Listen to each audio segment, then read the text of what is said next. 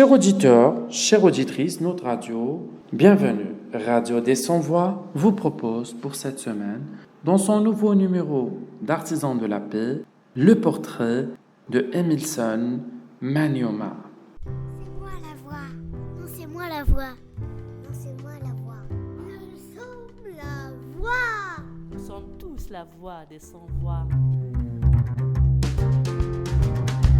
Emilson Manyoma était un espoir pour sa région et le visage de la lutte pour les droits de l'homme et des Afro-descendants à Buenaventura, dans l'ouest de la Colombie.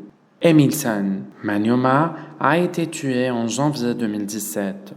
Son corps et celui de son compagnon ont été retrouvés sans vie. Elle laissa derrière elle des idéaux, des lieux, mais surtout un symbole de ténacité, de détermination malgré la répression et les menaces qu'elle a vécues. Une jeune afro-colombienne qui croyait en la lutte pour les droits de l'homme.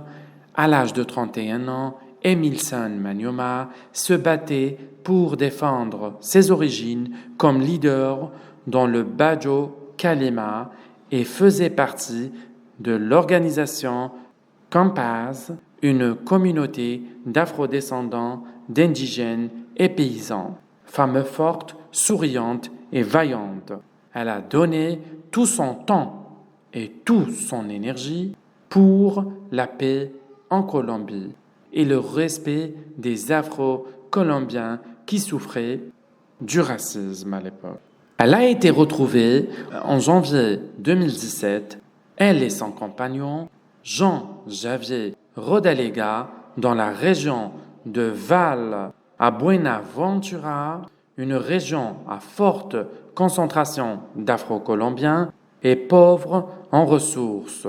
Ils ont été retrouvés tués à l'arme blanche d'après l'enquête.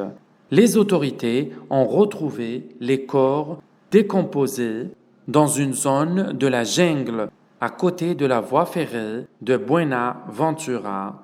Emilson Manyoma dirigeait le projet Communauté bâtisseuse de paix dans les territoires Campaz à Buenaventura. Campaz est une initiative réunissant des communautés et organisations vivant dans des territoires où sévit le conflit armé et où sont installées des entreprises nationales et internationales. Campaz sert également de réseau de soutien mutuel pour permettre aux communautés de partager leur expérience en lien avec la protection non violente et l'application du droit humanitaire international. Emilson Manyoma soutenait en outre l'espace humanitaire Point Nairo, créé le 13 avril 2014 à Buenaventura. Ce projet a pour but d'offrir un espace sans groupe armé dans un contexte urbain. Depuis le milieu de l'année 2016, Emilson Manyoma appuyait également le travail de la commission de vérité en recueillant des documents sur des cas de meurtre et de disparition forcée. Elle et son mari, Jean-Javier Rodalega, ont été tués le 17 janvier 2017. Leurs corps ont été découverts avec des traces de coups, de blessures à l'arme blanche et à l'arme à feu dans le quartier d'El Progreso à Buenaventura. Elle faisait partie des 10 défenseurs colombiens des droits humains qui ont été tués durant le seul mois de janvier 2017, soit près du double de la moyenne mensuelle en 2016.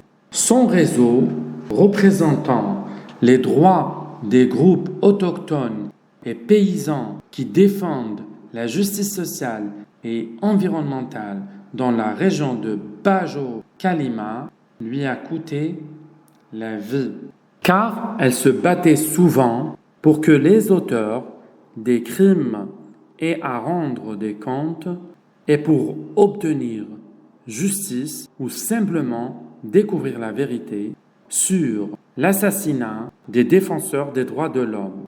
Cela a mis en danger sa vie et la vie de son mari.